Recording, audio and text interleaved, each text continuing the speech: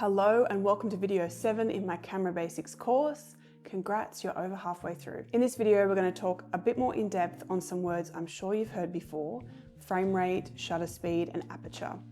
They're like the creative equivalent of corporate buzzwords, so let's get into it so you can start using them to impress people.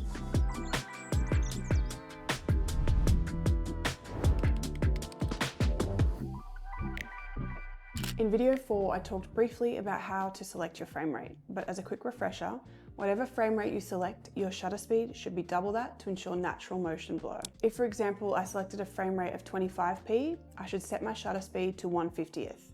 You can play around here and see what happens if you change this number to 1/10th or 1/100th, for example. Try waving your hand in front of the camera as you change this number and you'll see how the motion becomes unnatural, either too blurry and laggy if you lower the number, or too quick and sharp if you increase this number. The other major camera setting which really determines how your image looks is your aperture, and this is to do with your lens. Increasing or decreasing the aperture determines how much light hits your camera's sensor. This in turn helps to determine how bright or dark your image is, as well as how much of your image is in focus. But as per my previous video, it is not the only way to change the exposure of a shot. Changing your aperture is pretty straightforward. You can often change it directly on your lens, depending on the kind of lens you have, by twisting the aperture ring either way. Or you can change it in camera. You can view your current aperture on the bottom of your screen next to the F. This is why you may have also heard of aperture being called an f-stop. On my camera body, the aperture dial is at the front. So if I point my camera at this tripod here and increase the number, you'll see that more of the background is in focus. If I decrease this number, less of the background is in focus. Selecting an aperture is mainly down to personal preference or creative choice.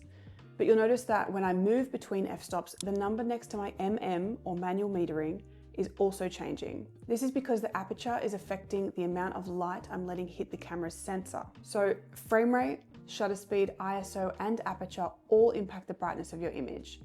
You can get into a pretty good routine of thinking though, going, okay, if I know I'm shooting in 25 frames per second, then my shutter speed needs to be double, 1/50th. That's set in stone. Next step, okay, if I'm shooting in S-Log, I know that my ideal ISO is 800, so I'll set my ISO there.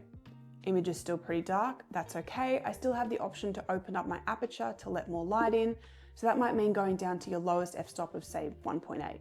Each of these settings have their own impact on your footage, but you can follow the general rules such as your shutter speed being double your frame rate to help guide you on what settings you should work with at any given time.